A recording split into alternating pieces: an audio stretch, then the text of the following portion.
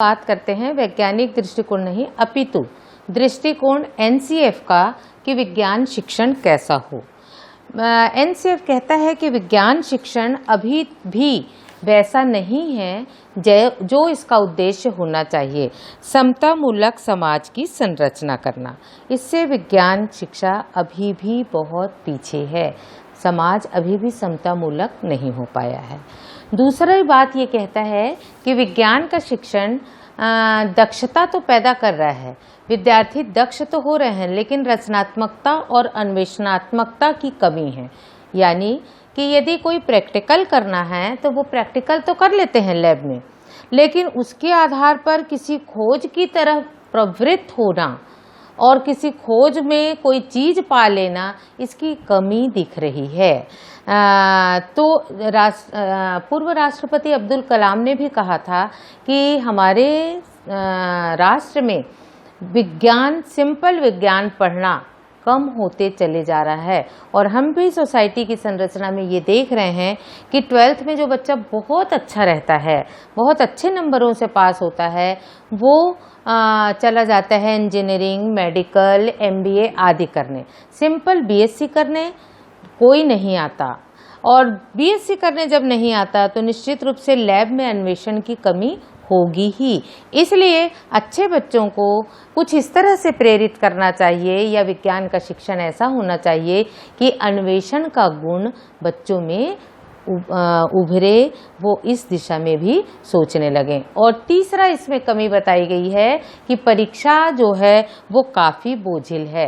परीक्षा को बोझिल नहीं होना चाहिए, परीक्षा के प्रति भय नहीं होना चाहिए। इसका ये मतलब नहीं है कि हम पास होंगे करके पढ़ने की अवधारणा ही खत्म हो जाए। पढ़ें, अपनी दक्षता हासिल करें, अपने लिए अपने अंदर से समर्थ हों, कुछ ऐसा प्रेरणा उन लोगों के मन में होना चाहिए। इसके लिए बहुत ज़रूरी है कि विज्ञान शिक्षक बहुत समर्थ हो और विज्ञान को पढ़ाने के संसाधन बहुत अधिक संख्या में, वैरायटी में उपयोग हों। सबके हाथ में किताब होती है, वो सर्वसुलभ है, और ये सर्वसुलभ किताब में ऐसी कुछ बात होनी चाहिए कि उसको पढ़ने के लिए बच्चा प्रेरित हो। वर्क बुक बनाया जाए, रेफरेंस बुक बनाया जाए, और ये सब बनाने का काम शिक्षक को प्रेरित करके करना चाहिए, क्योंकि वो बच्चों को सबसे ज़्यादा नज़दीकी से जानते हैं। इस तरह से रीडिंग मटेरियल और अभ्यास करने वाले मटेरियल जब बहुतायत में होंगे और उनको बच्चा करेगा, तो वैज्ञानिक दृष्टिकोण और विज्ञान के प्रति संजीदगी बढ़ेगी।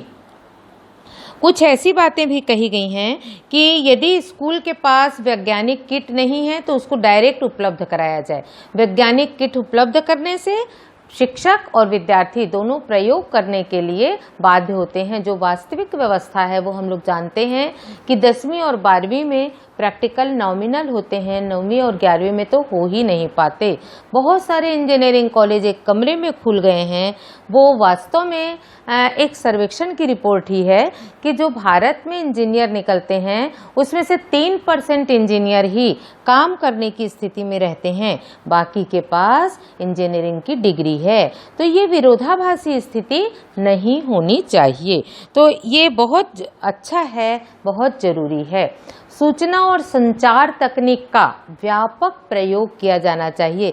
इन दिनों हो भी रहा है, मोबाइल के माध्यम से, इंटरनेट के माध्यम से डायरेक्ट क्लासेस हो रही हैं। स्टूडेंट्स स्कूल नहीं आ रहे हैं, लेकिन शिक्षक उनको पढ़ा रहे हैं।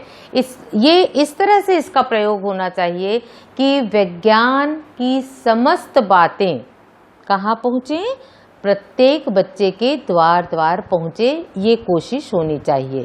इसके साथ साथ विभिन्न स्कूलों का, बच्चों का विज्ञान के आधार पर सम्मेलन भी कराया जाना चाहिए। एक प्रयोग शुरू हुआ है बाल विज्ञान कांग्रेस का, जो अति सफल है, जिसमें बच्चे 10वीं तक के अपना प्रोजेक्ट रखते हैं। जहाँ तक मुझे याद है 8वीं से 10वीं तक के बच्चे अपना प्रोजेक्ट रखते हैं, जिस विषय को लेकर वो सोचते हैं, समझते हैं और बात रखते हैं।